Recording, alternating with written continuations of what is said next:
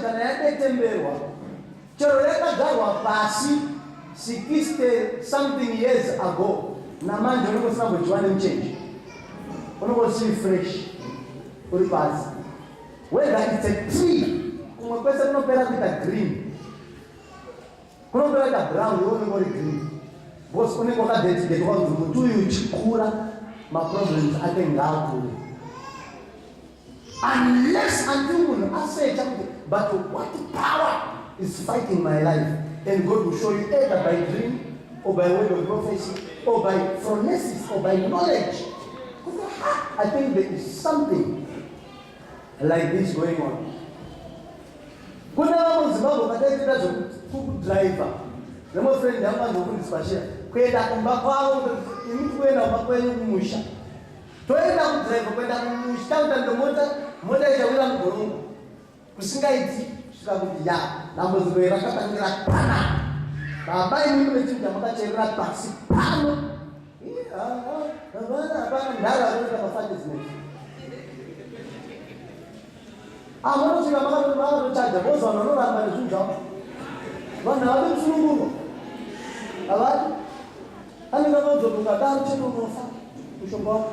Saka munhu anenge kuchechana chikunwa chake achizviziva kuti audze mufundisi ndonyaya yepata uyu. Munopera kudzona maprayer pese asingati hey mapete ashupa mapete. Haazi mapete. What are you telling me? Hello? Kujibanda. Nada tua hospital. Vigara, tu contou ninguém. A todos cara. Ora aí vai bem fresh. Kuchera só não nasce fresh. Mas aí sai 92. But it's still fresh. That the power. Não manda manar parar. Não manar parar. A zona black of power. É medieval. Black power ni kuchungwa na sito. African science. Saka munhu wese aripanapa, you have to know. Yes, that's the valid point. Ukabomba kutaka vazvinao. Go and research. See. Vamwe panapa tinonyora dzimwe dzatakatenderwa. Ask. Why was this guy here? Why? Hautaurimi, hautodhiga, hautosimba, boza hautaungechokchok. Boza anokakauza mvunga taura mshonga wacho unofumuka. Ndopa unozogwa mayata, ila kuti mngete mwana wangu. Pakukuchengeta kule vari kupfekedza the womb. Yenama. Until you realize it and pray and break it. Some incision. There's a swine mvura dzimwe dzemapostoli. Ndinonakidzwa manje panomwe muchinda wataiseka ari kujobheku muchinda yeye haatova taiseka nangomarise. You know what he does? Mudzimai wake akaudzwa kuti murume wako asahura pano matii mudirire zvakati dzimwe panomboona matombo zvipi chichi. Saka idzo manje dzinodanzi lauradza mudzimai wako kuti mapostori haana pavo musi waanodaka nditodzoriku andinga kusvika asarenda tenda kuti arikazvishande zvangu ndopandaridzeki.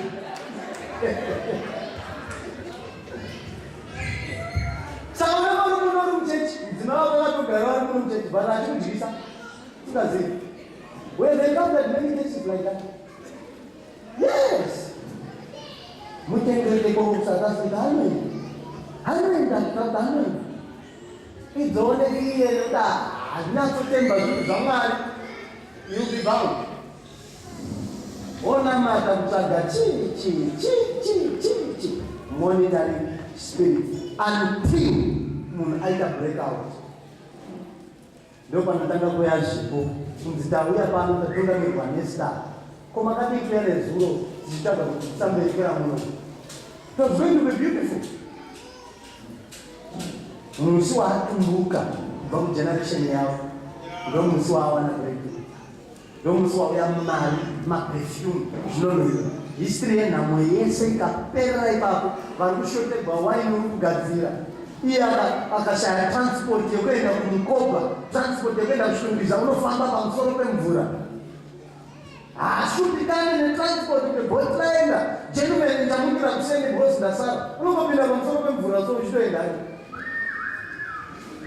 He's going. But from that day that he came out from that generation, hakuna imwe scripture yakanyorwa futi yakapangwa kuti generation iyi ichienda mberi. Iye ndiye akatozitanga akadza generation yedu manje.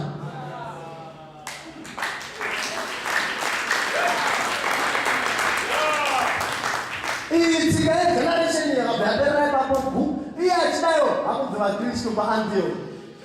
Wakutoona taungana panapa manje. Tazvarwa from another father. Scripture ishtaura kuti Adamu wekutanga wakati, but Adamu wechipiri wane imwe generation yakutanga. Hapana anondinzwa panapa. Hapana anondinzwa panapa. Saka setsika yaakaita as our father, as our chief cornerstone. Ndotsika yatinoitawo. Iye musi waatanga kubuda, zvipo zvatanga kuuya. Saka newo musi watuti panapa usondo tirikunamata tirikuita sei revival. Pese paunochenda in prayer, break and break everything. Unoona zvinhu zvinotanga kuvhurika so. Mamwe masuwa airamba atanga kuvhurika.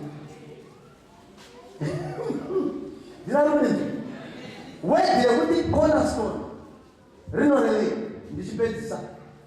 Cornerstone idombo rekuti zvono havaikwanisa kuisa structure yezvinhu zvese iro risipo. Hello, havaikwanisa kuzokwanisa kuti image ibude yebuilding yavari kuda risipo, because every piece aizoite ine bearing yayo ipapo. Saka iro ndoraizokuti saka maika design kavari kuda richiendesa somewhere. That was a cornerstone. Saka noti Jesu ndiye amusoro wekona. Tiri kureva kuti life yemunhu haiiti structure, haikuti kana iye asina kuenda kunoita the chief, hanzi chief, which means the top cornerstone of life. Hello? We will continue with this message. Next generation. Chanduka kuti uite homework yako. Homework. Enda kunobvunza kana sekuru wako vari kuno, go and ask him. Chii chakamboitika ndeuyipi?